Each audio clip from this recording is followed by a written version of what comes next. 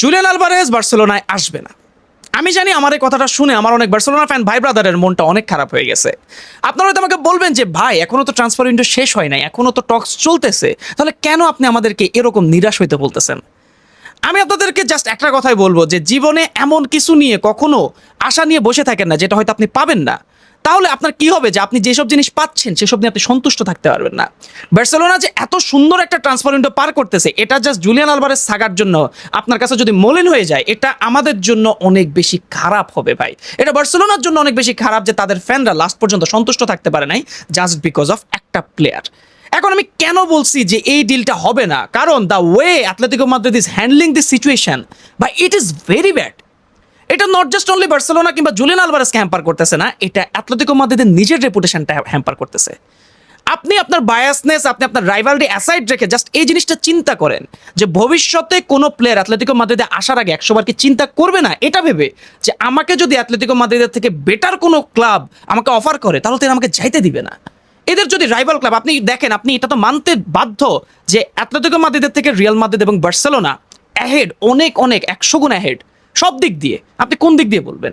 তাহলে ভবিষ্যতে কোনো অ্যাথলেটিকো মাদ্রিদের প্লেয়ারকে বার্সেলোনা কিংবা রিয়াল মাদ্রিদ অফার করলে তারা তো যাইতে দিবেন, এবং প্লেয়ারের যদি ওই জায়গাটাতে যাওয়ার স্বপ্ন থাকে তাহলে সেটা বেঁচতে যাবে। সো এই জন্যই বললাম আমি এই কথা।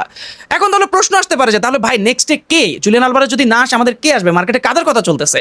সো আজকে আমরা সেটা নিয়ে কথা বলবো, রদ্রি ডিলটাকে নিয়ে কথা বলবো। মানুষজন বলতেছে যে ডান ডিল হয়ে গেছে, ডিলটা অলরেডি ডান, তাহলে কেন এখন অফিসিয়াল হচ্ছে না সেটা নিয়ে কথা বলবো। আর ফেরান তোরেস টু পিএসজি হয়ে গেছে, বাট এখনো অফিসিয়াল নিউজ আসে না, কিন্তু কিভাবে হয়েছে সেটা নিয়ে আজকে আমরা কথা বলবো।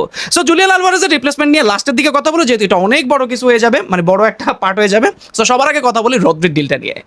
জুলিয়ান আলভারেজের ডিলটা নিয়ে আমি বলতেছি আশা রাখেন না, বাট এই ডিলটা নিয়ে আপনি কোনো টেনশনই থাকেন না। রদ্রির ডিলটা নিয়ে আপনার কোনো টেনশনের কারণই নেই, কারণ deal is almost done.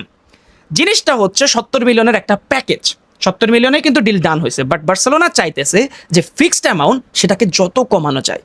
Barcelona চাচ্ছে 50+20 অথবা 60+10 অথবা 65 মিলিয়ন +5 এরকম করে একটা প্যাকেজ ক্রিয়েট করতে, বাট ম্যান সিটি এখানে একটু নেগোশিয়েট করতেছে। বাট আমি আপনাদেরকে বলবো টেনশন করার কিছু না, কারণ ম্যান সিটির সাথে বার্সেলোনার এইসব দিক দিয়ে সম্পর্ক, রিলেশনটা অনেক ভালো। সো ডিলটা হয়ে যাবে, এবং রদ্রি যেহেতু এই ডিলটাকে পুশ করতেছে তার মানে হয়ে যাবে, এটা নিয়ে আপনি কোনো টেনশন করার কিছু নাই।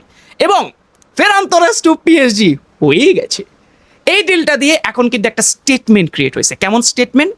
বার্সেলোনার যখন ফাইন্যান্সিয়াল অবস্থা খুবই বাজে ছিল, যখন প্লেয়ার রেজিস্ট্রেশন নিয়ে ঝামেলা হইতো, প্লেয়ারকে বিক্রি করার দরকার ছিল, তখন কিন্তু আমাদের ফাইন্যান্সিয়াল সিচুয়েশনটার অনেক ক্লাব অনেক ধরনের ফায়দা তুলছে। তখন যে প্লেয়ারটাকে আমরা 100 মিলিয়নে বিক্রি করতে পারতাম, তারা আমাদের জন্য 40 মিলিয়ন অফার করছে। লাস্ট সিজনে চেলসি ফার্মিন লোপেজের জন্য 40 মিলিয়ন অফার করছিল। কেন? কারণ তারা জানতো যে বার্সেলোনা এখন প্লেয়ার রিলিজ করা দরকার, তারা এনি অ্যামাউন্টে, অ্যাবসার্ড অ্যামাউন্টে প্লেয়ার ছেড়ে দিতে পারে। এই জন্য বার্সেলোনাকে তখন তারা এরকম অফার করতো, এবং বার্সেলোনা খুব একটা নেগোশিয়েট করতে পারতো না। বাট এবার এই সিচুয়েশনটা সম্পূর্ণ ওভারটার্ন করে ফেলছে। বার্সেলোনা এখন ফাইন্যান্সিয়ালি অনেক বেশি স্টেবল, বলবো না যে একদম স্টেবল হয়ে গেছে, বাট একটু তো স্টেবল হয়েছে। আমরা 1:1 যখন ফেরত আসছি, এখন আমাদের কাছে নেগোসিয়েশন পাওয়ারটা আছে। পিএসজি যখন ফেরান তোরেসের জন্য 40 মিলিয়নের অফার করছিল, তখন বার্সেলোনা বলছে বিড রিজেক্টেড। তারপর পিএসজি আসছে এবং বেটার একটা অফার নিয়েছে, এবং এখনকার নিউজ রিপোর্ট অনুযায়ী 50 million fixed, 5 million add on বা বোনাস যেটা হিসেবে ধরেন।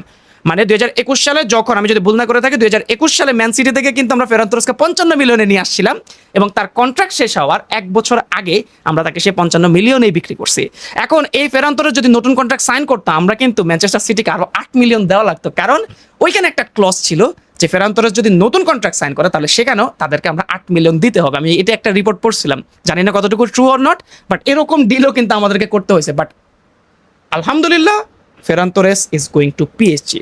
এখন এরপর আমাকে অনেকে বলবেন যে ভাই এরপর দেখবে যে সে ডেম্বেলে ভার্সন হয়ে গেছে। ভাই Dembele was a good player, আমি এটা ডিনাই করতেছি না যে Ferran Torres is a good player, but ডেম্বেলের অ্যাকচুয়াল ট্যালেন্ট ছিল, ডেম্বেলেকে আমরা রাখতে চাইছিলাম। জাভি অনেক বেশি চেষ্টা করছিল যে ডেম্বেলে যাতে থাকুক, ডেম্বেলেকে মেইন প্রায়োরিটি করা হচ্ছিল ওই রাইট উইং পজিশনটাতে, বাট শেষ পর্যন্ত সে ডিসিশন নিয়েছে এবং গেছে। I am happy for him.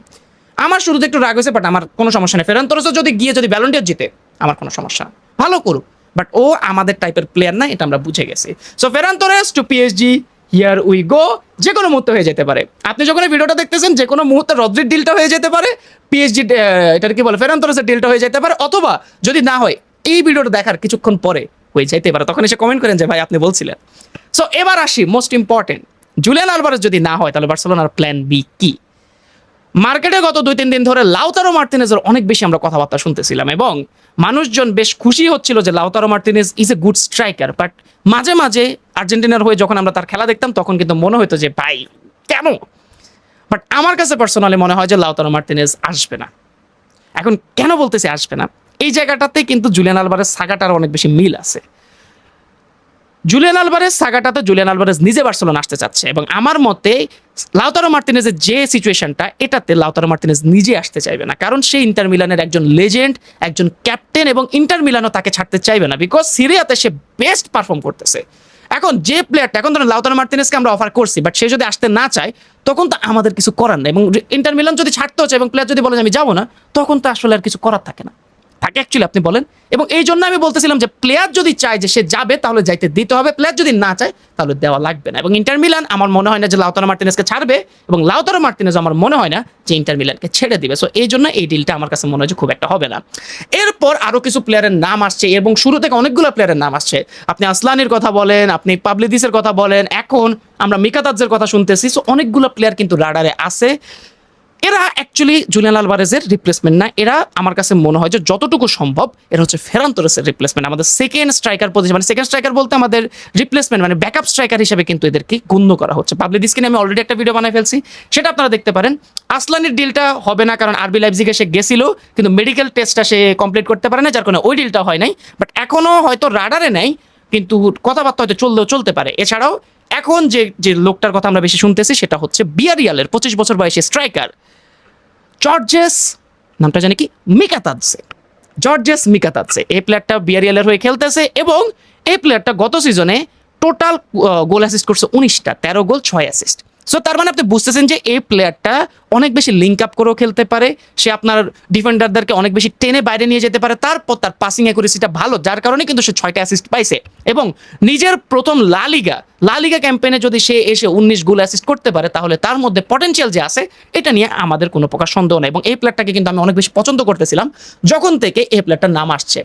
পাবলিদিস এবং এই প্লেয়ারটার মধ্যে পার্থক্য একটা জায়গায়, যে পাবলিদিস একটু হচ্ছে ইনকনসিস্টেন্ট। সে যখন গোল করে তখন সে করে ফেরান তোরেসের মতো, বাট বেশিরভাগ সময় সে ইনকনসিস্টেন্ট থাকে। কিন্তু এই জর্জেস মিকাতাদজে এই প্লেয়ারটা হচ্ছে একটু ওর থেকে বেশি কনসিস্টেন্ট। সে হয়তো আপনার এক ম্যাচে 4-5 গোল করে ফেলবে না, বাট সে রেগুলার বেসিসে হয় গোল না হলে অ্যাসিস্ট সে করে যায়। এবং আপনি তার এক্সজি, আপনি তার পাসিং অ্যাকুরেসি সবকিছু যদি আপনি দেখেন, আপনি দেখবেন যে এই প্লেয়ারটা অনেক ভালো ফিনিশ কিন্তু করতে পারে। আমার যদি স্ট্যাট মনে থাকে যে সে গত সিজনে মোট 65টা শট করছে, 32টা শট অন টার্গেট করছে বা 31টা শট অন টার্গেট করছে, তার মধ্যে তার 13টা গোল আসছে। তার মানে আপনি বুঝতেছেন যে এই প্লেয়ারটার পটেনশিয়াল কিন্তু বেশ ভালো রকমের আছে এবং বার্সেলোনা এই ডিলটার দিকে কিন্তু আগাইতে পারে এবং তার কিন্তু লা লিগা এক্সপিরিয়েন্স অলরেডি আছে।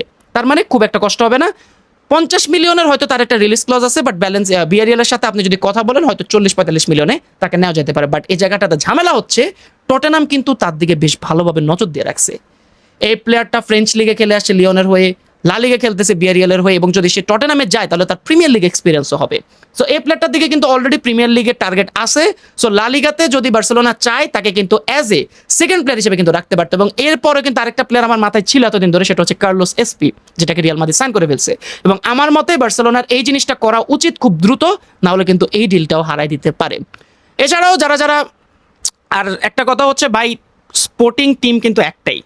আমি কালকে আজিম ভাইয়ের ভিডিও দেখতেছিলাম, তিনিও সেখানে একই কথাই বলতেছিলেন যে স্পোর্টিং টিম কিন্তু একটাই, এরাই কিন্তু সবগুলো ডিল হ্যান্ডেল করতেছে, যার কারণে একসাথে 3-4টা ডিলের নিউজ যখন বের হয়ে গেছে সবাই একটু ফ্রাস্ট্রেটেড হয়ে যাচ্ছে যে ভাই কেন হচ্ছে না। কিন্তু এরাই লন্ডনে যাচ্ছে, এরাই মাদ্রিদে যাচ্ছে, এরাই লিসবনে যাচ্ছে, সব এরাই যাচ্ছে, যার কারণে কিন্তু জিনিসগুলো একটু একটু করে হ্যাম্পার হচ্ছে।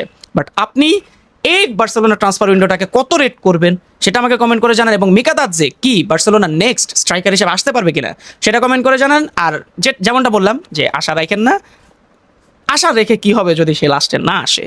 সো পরবর্তী ভিডিও পর্যন্ত সবাই ভালো থাকবেন, সুস্থ থাকবেন, সবাইকে আসসালামু আলাইকুম।